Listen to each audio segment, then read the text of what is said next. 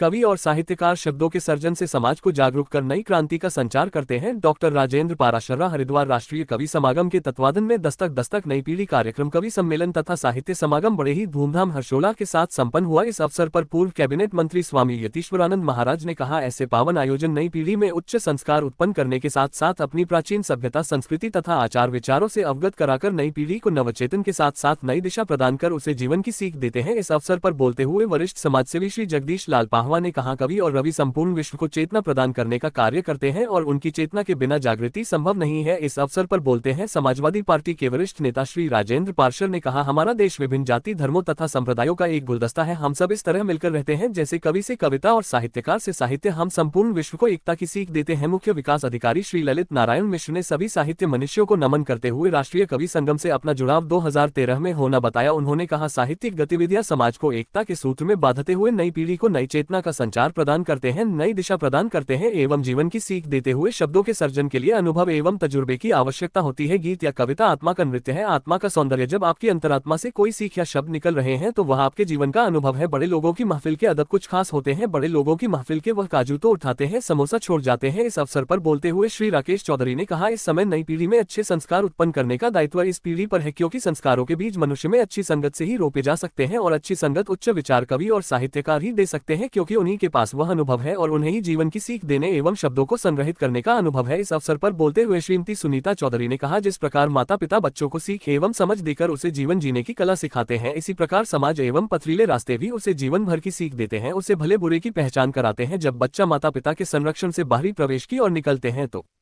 कवि और साहित्यकार शब्दों के सर्जन से समाज